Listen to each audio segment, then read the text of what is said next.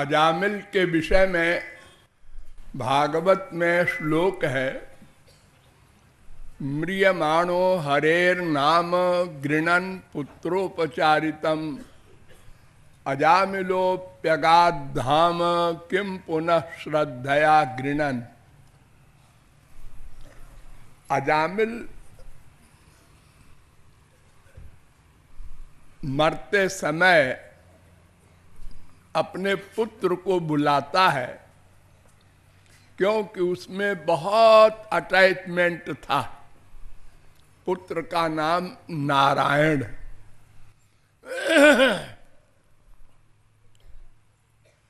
तो नारायण नाम सुनकर विष्णु दूत आए उसको लेने के लिए, वैकुंठ के लिए। ऐसा उसने देखा मन से। और जमदूत भी आए। तो विष्णु दूत तो इसलिए आए कि नारायण नाम उसके मुख से निकला था, और जमदूत इसलिए आए कि उसने जीवन भर पाप ही पाप किया था। माँ बाप बीबी बच्चे सबको छोड़ करके एक वेश्या में आसक्त हो गया था।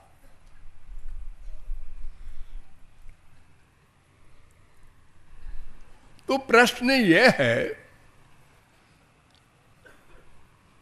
कि भगवान का कानून है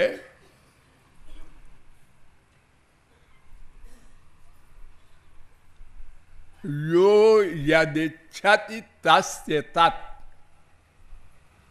कठोपनिषद 1-2-16। तम यथा यथोपासते तथैव भवति। मुद्गलोपनिषद 3-3।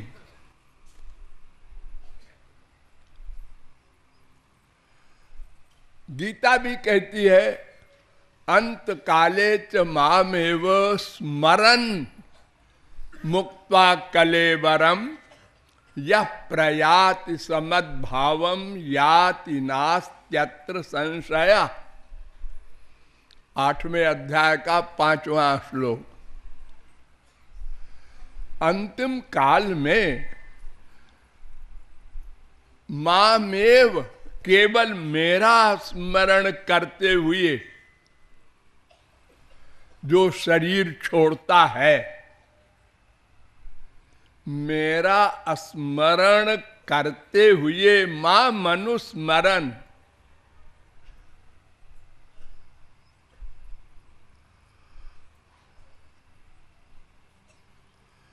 फिर मेरा नाम ले, ठीक है, ना ले कोई बात नहीं। मेरा स्मरण करे मरते समय तो वो मेरे पास आएगा। यानी उसका मन मुझ में रहे तो वो मेरे पास आएगा। फिर आगे गीता में कहा, यम यम वापि स्मरन् भावम त्यजत्यन्ते कलेवरम तन तमे वैति कौन्तेय सदा तद्भाव भाविता। 8वें अध्याय का 6वां श्लोक। जिस जिस भाव का चिंतन करते हुए, यानी 4 भाव हैं, दिव्य भगवान और गुरु का, और माइक 3 भाव, सात्विक देवताओं का, राजस मनुष्यों का, तामस राक्षसों का। ये 4 में जिसका चिंतन करता हुआ शरीर छोड़ेगा, मरने के बाद उसी को प्राप्त होगा। यानी यान्ति देवव्रता देवान् पितॄन् यान्ति पितृव्रता भूतानि यान्ति भूतेज्या और यान्ति मद्याजिनोऽपि माम्। 9वें अध्याय का 25वां श्लोक।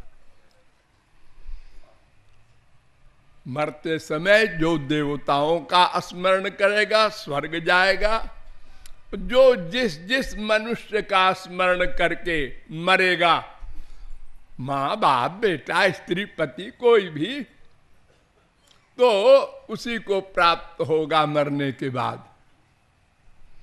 और जो मेरा स्मरण करते हुए शरीर छोड़ेगा वो मुझको प्राप्त होगा। सीधा सा गणित है।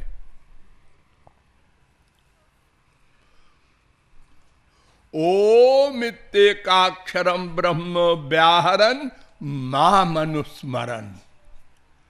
मेरा नाम लेकर के और मेरा स्मरण करता हुआ जो शरीर छोड़ेगा। एक तो पहले आप लोग एक गधे की अकल वाली बात समझ लीजिए। आप लोगों ने अनुभव किया है दोनों, लेकिन स्मरण नहीं रहता। जन्मत मरत दुस्साह दुख हुई।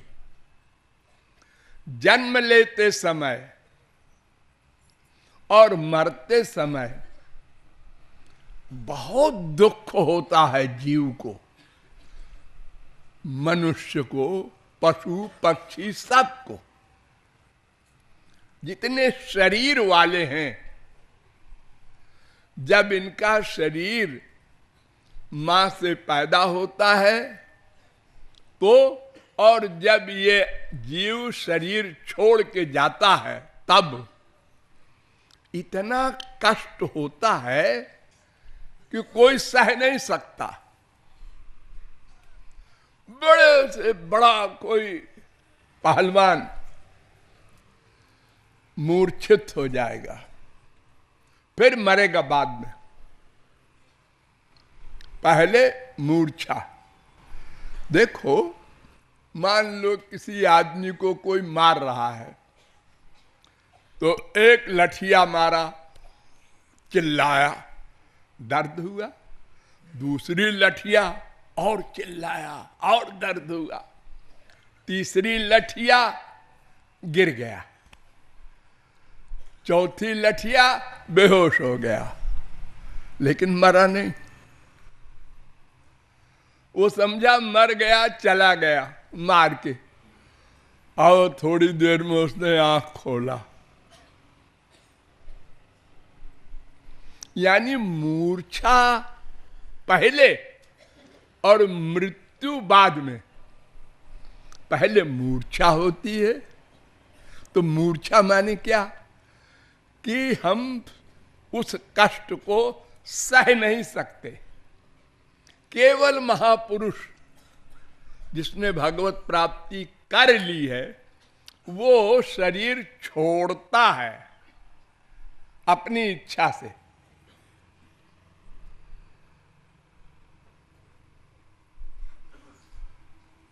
उसको कष्ट नहीं होता शरीर छोड़ने में, छोड़वाया नहीं जाता उसका शरीर, वो स्वयं छोड़ता है। वही गोलोक जाता है। मृत्योर मूर्धनि पदम दत्वा, जमराज के सिर पर पैर रख कर जाता है वो महापुरुष। और जितने मायाबद्ध हैं वे जब मरते हैं तो पहले इतना कष्ट होगा कि मूर्छित हो जाएगा, फिर मरेगा। आप लोग किसी को मरते हुए देखे न होंगे, अगर देखा होगा तो देखो वो पहले आह आह करके है हो जाता है। इसका मतलब मूर्छा, हाथ पैर सब, फिर मरता है। यानी वो मृत्यु का इतना बड़ा कष्ट होता है, तो उस समय स्मरण क्या करेगा कोई? संसार का स्मरण करेगा न भगवान का करेगा। स्मरण तो तब करे ना जब मन होश में रहे। जब मन ही मूर्छित हो गया कष्ट के मारे, तो स्मरण का सवाल कहां? जैसे किसी को क्लोरोफॉर्म सुंघा दिया गया, वो बेहोश हो गया, तो अब उसको चीर फाड़ कर रहा है डॉक्टर, तो उसको पता ही नहीं कष्ट क्या होगा, वो किसका स्मरण करेगा। तो अजामिल तो मायाबद्ध पापात्मा था, फिर ये कैसी बातें कही जा रही हैं कि नारायण के दूत आए, यमराज के दूत आए, और फिर उन दोनों की बहस हुई, बड़ी लंबी बहस। यमदूतों ने कहा आप लोग कौन हैं, और बड़े रवाब से। तब विष्णु दूतों ने कहा तुमको पता नहीं हम कौन है, हम तुम्हारे स्वामी के बाप के दूत हैं, यानी यमराज के स्वामी भगवान, उनके दूत हैं। अरे महाराज आप कैसे आए, ये तो महापापात्मा है। इसने नारायण कहा है।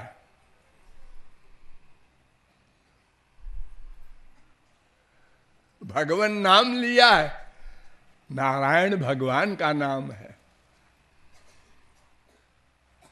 दोनों की बहस अजामिल सुनता रहा। सुनने के बाद मर गया? नहीं नहीं नहीं, मरा नहीं।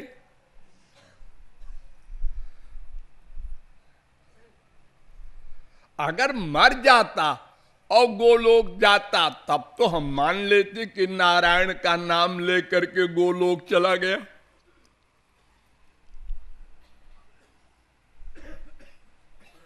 अजामिलोप्यथा कर्ण्य दूतानाम यम कृष्णयो धर्मम भागवतम शुद्धम त्रैविद्यंच गुणाश्रयम। छठवें स्कंद के दूसरे अध्याय का 24वां श्लोक।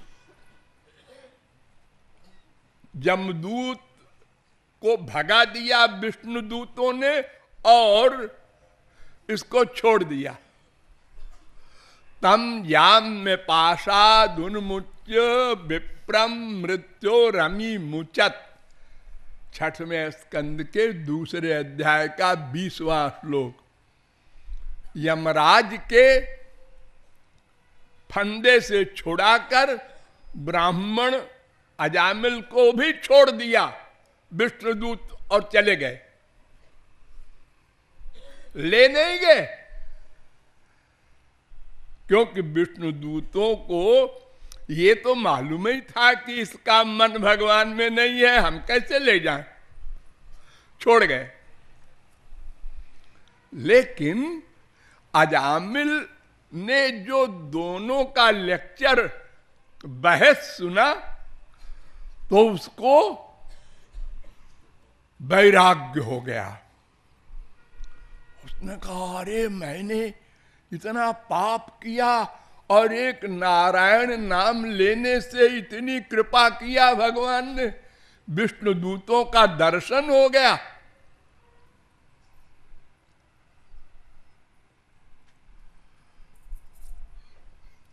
तो भक्तिमान भगवत्याशु माहात्म्य श्रवणाधरे। छठवें स्कंद के दूसरे अध्याय का 25वां श्लोक पढ़ लेना। भागवत में सबके पास तो है भागवत। भक्ति भगवान के प्रति पैदा हो गई उसके अंदर। उन दोनों की बहस सुन करके कि भागवत धर्म ये है भगवान का स्मरण करना,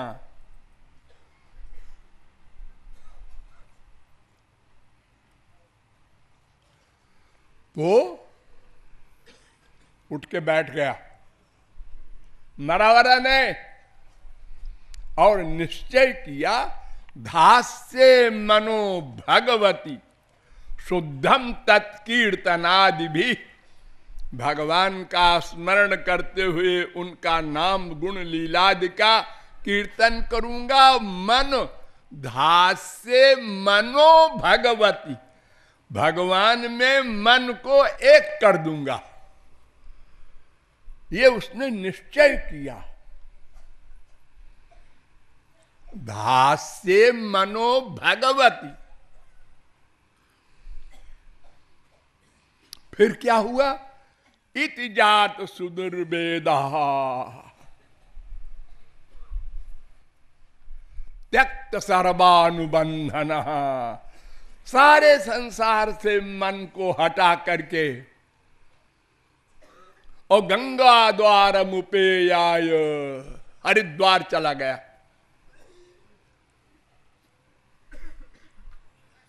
और जाकर वहां भक्ति की। बहुत जोरदार वैराग्य हुआ था। ये क्या मैं मर गया इन संसारी प्रपंचों में।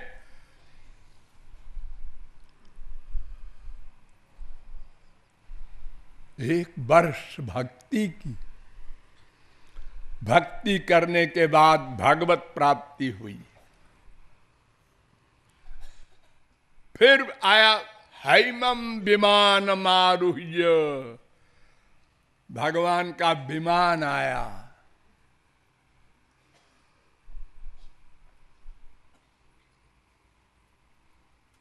तो आरोरुहाद्भुतम हैमम विमानम। और फिर यमराज के सिर पर पैर रखकर विमान में बैठकर गोलोक गया। तो बिना भक्ति के, बिना मन को भगवान में लगाए न कोई तरा है न तरेगा। ये जो कहते हैं कि नाम में अनंत शक्ति है, ये फैक्ट है, बशर्ते कि हम रियलाइज करें। हमको तो विश्वास ही नहीं है। अगर आप लोगों से कहे कि यहां से 4 मील पर भगवान कल प्रकट होंगे, तो आप लोग भाग के जाएंगे। और आप लोगों के पास उनका नाम सदा है, फ्री में है, कहीं जाना नहीं है। वो तो है राम राम श्याम श्याम। ये भगवान थोड़े ही है, ये तो नाम है राम राम श्याम श्याम। यानी नाम और नामी एक है, ये आप मानते नहीं।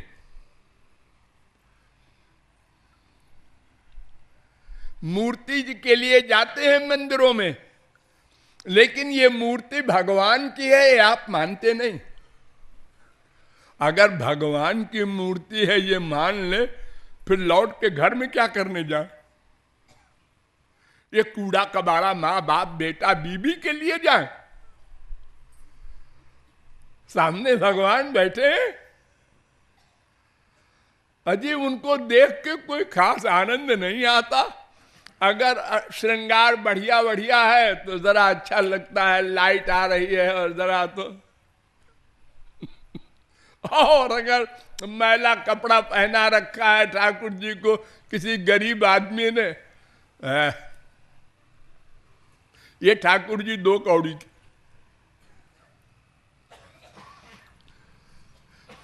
तो भगवान के नाम में भगवान है, भगवान के संत में भगवान है, भगवान के गुण में भगवान है, भगवान के धाम में भगवान है। ये सुनते तो हैं लेकिन मानते नहीं।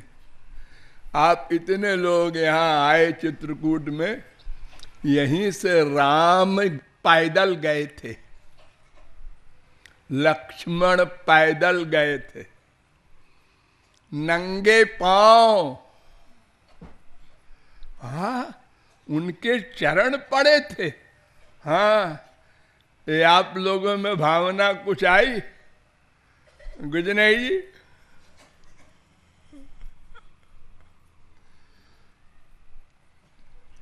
इसलिए ऐसे आख्यान में आप लोग भुलावे में ना आवे। ये पंडित लोग नहीं जानते रहस्य को, ये तो ऐसे ही बोल देते हैं नारायण का नाम लिया गोलोक हो गया। कोई कैसे ही तुम बोले जाओ राम राम, बात हो गया, गोलोक मिल जाएगा। ये जो कहते हैं संत लोग, भाव कुभाव अनख आलस हूं, नाम जपत मंगल दिश दस हूं। भगवान का नाम भाव कुभाव कैसे भी लो, वो मंगल है। लेकिन किसका नाम? भगवान का नाम। यानी भगवान उसके अंदर है, ये मानकर उसका नाम लो।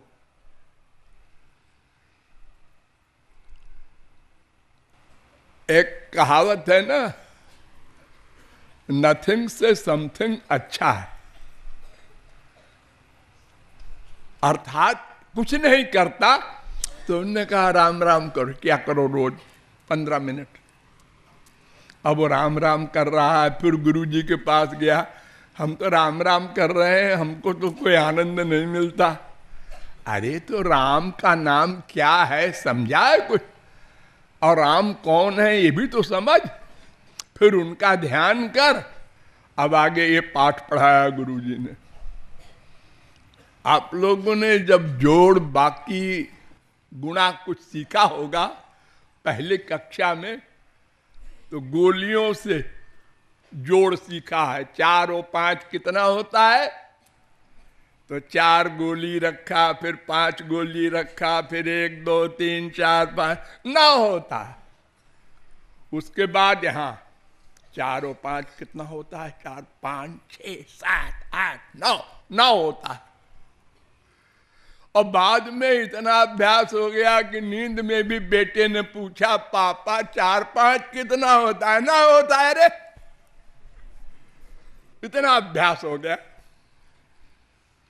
तो ऐसे ही पहले हम एक्टिंग में शुरू करते हैं कोई भी काम, और बाद में वो फैक्ट में बदल जाता है। पहले ये सब आप लोगों ने गुड्डी गुड़िया का खेल खेला था, भूल गए होंगे। लकड़ी उसका कपड़े का एक गुड्डा बना लिया, एक गुड़िया बना लिया, फिर उसका ब्याह हो रहा है, फिर किसी ने उसको छुआ है, रोने लगाओ, हमारी गुड़िया को इन्होंने उलट दिया। अरे वो गुड़िया थोड़े ये कपड़े की तो है। लेकिन जब शादी हुई, अब वो हंसता है कि मैं गुड़िया गुड्डी से खेलता था। कितना बेवकूफ था पहले। तो ऐसे संत लोग हम लोगों को कहते हैं, भाई कुछ तो करो, चलो राम राम करो। तुम अपने आप पूछोगे कि कोई फायदा नहीं हो रहा है, तब फिर हम बताएंगे कि देखो इसमें रूप ध्यान भी किया करो। एक कदम आगे। अगर पहले ही हम बता देंगे कड़ी साधना, और तुम कह दोगे हमसे तो नहीं होगा। तो इसलिए अगर कहीं ऐसा कुछ लिखा है तो उसका मतलब कुछ और होता है कि किसी प्रकार से इसका मन भगवान की ओर मोड़े। देखो रामकृष्ण परमहंस ने सिर पर हाथ रखा, आप लोग पढ़ते होंगे ना, और समाधि हो गई। तो रामकृष्ण परमहंस के हाथ में क्या कमाल है कि समाधि हो गई, सिर पे हाथ रख दे। बहुत से लोग गए होंगे बाद में, स्वामी जी हमारे भी सिर पे हाथ धर दो ना।